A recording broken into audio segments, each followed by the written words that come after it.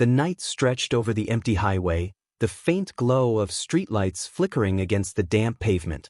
Daniel Mercer, a retired paramedic with silver-streaked hair, gripped the steering wheel lightly as his old pickup rumbled along the desolate road.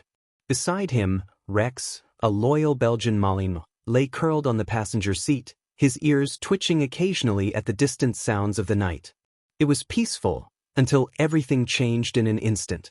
Blinding headlights appeared up ahead, barreling toward them at an alarming speed. Daniel barely had time to react. He yanked the steering wheel hard, tires screeching against the asphalt. The truck veered wildly, crashing through the guardrail before plummeting into a deep roadside ravine. The impact was devastating. Glass shattered, metal groaned, and the world flipped violently before everything went still. Rex let out a weak whimper, forcing himself to crawl out of the wreckage.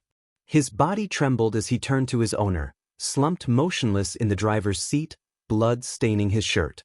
Rex barked, but there was no response. His amber eyes flickered with desperation before determination took over. He had to save Daniel. Despite the pain shooting through his limbs, Rex pushed himself up. There was no time to rest. He turned and sprinted toward the deserted road. The rain had started again, droplets glistening under the streetlights. Cars sped past, their tires splashing through the wet pavement, oblivious to the desperate creature crying out for help. Rex barked frantically, but no one stopped. Flashing lights up ahead.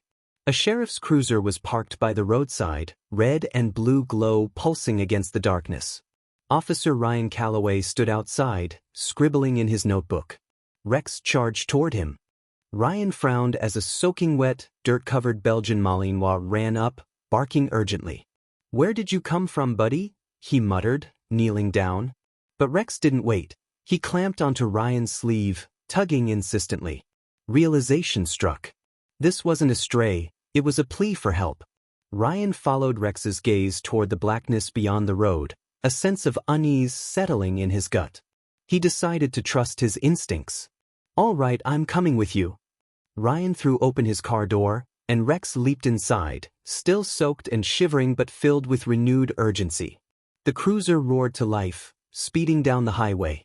Minutes later, Rex jumped onto the seat, scratching at the window as they neared the crash site.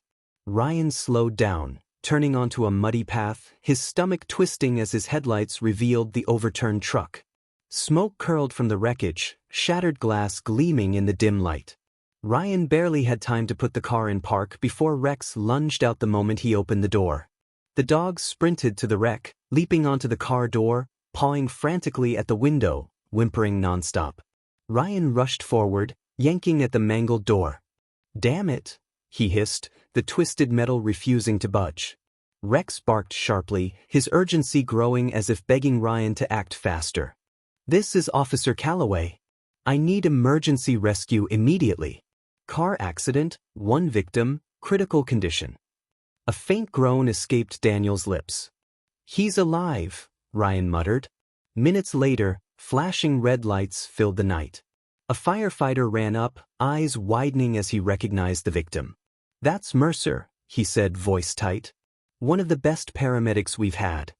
"Then we're not losing him," another firefighter barked. "Bring the hydraulic cutters." Under the flashing lights, Rex refused to leave Daniel's side, pawing at his shirt, whining softly. When paramedics lifted Daniel onto the stretcher, Rex jumped up, placing his paws on his chest, growling at anyone who tried to separate them. A nurse knelt beside him, stroking his damp fur. "You really love him, don't you?" she whispered. Rex locked eyes with her, unwavering. He wasn't leaving Daniel behind. The ambulance doors shut. Rex didn't need an invitation. He leaped inside, curling up beside Daniel, standing guard like a loyal sentinel. Hours later, in the hospital, Rex sat by the emergency room doors, unblinking. He whined softly, ears flat against his head. Inside, hurried footsteps and muffled voices echoed, but none of it made sense to him. He only knew one thing: Daniel wasn't back yet. Luke approached, resting a hand on Rex's damp fur. "We just have to wait, buddy." But Rex didn't want to wait.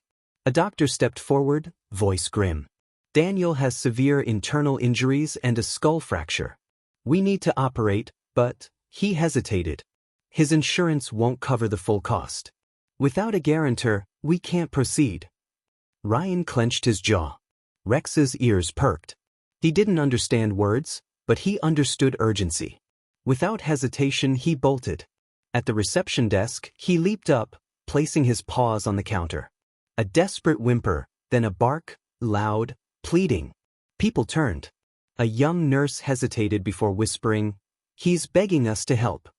A staff member pulled out their phone, recording as Rex continued his desperate plea.